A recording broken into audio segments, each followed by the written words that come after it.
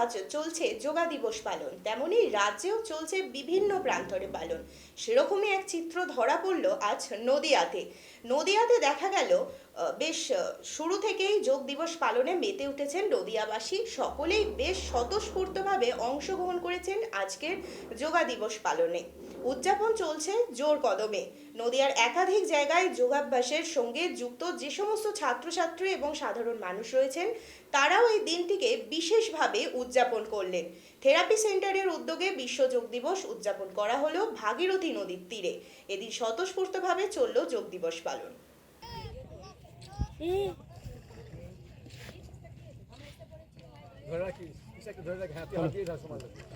নমস্কার, আপনারা দেখছেন বাংলা। এই মুহূর্তে সেই চিত্র দেখাতে পাচ্ছি। আজকে বিশ্ব যোগ দিবস, অর্থাৎ 10ম যোগ দিবস। এই দিনটা শান্তিপুরে এক অন্যতম প্রতিষ্ঠান ওং যোগ থেরাপি সেন্টার, তাদের পরিচালনায় কিন্তু আজকের এই যোগ দিবস পালন করা হচ্ছে।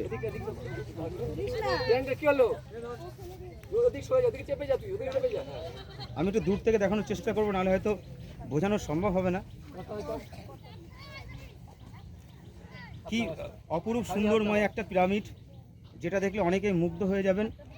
প্রত্যেকটা ছোট ছোট ছাত্রছাত্রীদের প্রচেষ্টায়। কোন ক্লাসে পড়ছো এখন? ক্লাস 11 পড়ছো। এই যোগাসন করার শুরুতে আর এখন তুমি কতটা ডেভেলপ করতে পেরেছো? প্রচুর ডেভেলপ করেছি। শরীরে কি কি উপকারে এসছে? আগে আমার প্রচুর পেটে ব্যথা ছিল, সেই জন্য আমি যোগাভ্যাস করি।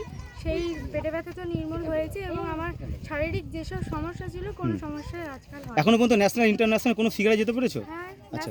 ন্যাশনাল অবধি গেছি। আচ্ছা, কোনো পুরস্কারে পুরস্কৃত হয়েছো? হ্যাঁ, প্রচুর পুরস্কার পেয়েছি। আচ্ছা, এখন মানে নিজে থেকে অনেকটা আনন্দ বোধ হয়তো। হ্যাঁ, কি বলবে অন্যের ক্ষেত্রে, কি বলবে? অন্যের ক্ষেত্রে বলবো যে মানুষ কর্মজীবনে যতই ব্যস্ত থাকুক, যোগাভ্যাস প্রতিদিন একটু হলেও করা উচিত। একদমই তাই।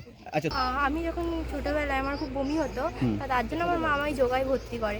এই যোগা করাতে আমার রোগ নির্মূল হয়ে গেছে এবং আমি অনেক স্যারের দৌলতে অনেক জায়গায় যেতে পেরেছি এবং অনেক জায়গা থেকে পুরস্কারও আনতে পেরেছি। কি নাম তোমার? সঞ্চিতা সাধু। একদমই ঠিক দিনে। আজকের দিনটা আমাদের স্বপ্ন 21-এর জন্য। আজকের দিনটার জন্য আমরা একটা বছর অপেক্ষা করে থাকি বিশ্ব যোগা দিবস পালন করার জন্য। কত ছাত্রছাত্রী রয়েছে আজকে? আজকে এই মুহূর্তে আমাদের সকালবেলা অনেক ছিল, সকালবেলা প্রোগ্রাম ছিল আমাদের। সকাল থেকে আমরা ঘুরছি, মানে প্রত্যেকটা গঙ্গার ধারে গিয়ে আমরা দিনটা পালন করছি, উদযাপন করার চেষ্টা করছি। এবং এই পর্যন্ত আমাদের এখানে যে কজন আছে 30-40 জন আছে, সকালবেলা 70-80 জন ছিল। আচ্ছা, এই যে মূলত যে যোগাভ্যাস, এটা করে মানুষের শারীরিক কী কী সুবিধা হতে পারে? এটা যোগা ও প্রাণায়াম করে এমন কোনো রোগ নেই যে সারে না। মানুষের রোগ নির্মূল করতে গেলে যোগা প্রাণায়ামটা একমাত্র পথ, এর বিকল্প পথ কিছু নেই। এই সকলকে কি বার্তা দেবেন? প্রত্যেকে তো কর্মজীবনে ব্যস্ত থাকে, অর্থাৎ এই যে একটা সমস্যা, বিভিন্ন মানুষের বিভিন্ন রোগের সমস্যা, বিভিন্ন গুরুতর রোগে এবং আক্রান্ত হচ্ছেন তারা, কিন্তু এই যোগাসন মানুষ কিন্তু সময় করলেই করতে পারে, কিন্তু অনেকের সেটা বিলম্বনা থাকে। তাই করছেন? হ্যাঁ, আমি সবার উদ্দেশ্যে একটা কথাই বলবো, আপনারা হিংসা নেই বাদ দিয়ে একে অপরের দিকে আঙুল না তুলে নিজেকে সুস্থ রাখতে এবং অপরকে সুস্থ রাখা একটা বার্তা যোগাসনের মধ্যে দিয়ে যদি আমরা পৌঁছে দিতে পারি, তাহলে প্রত্যেকটা মানুষ উপকৃত হবে। আপনার নাম? তপন দেব।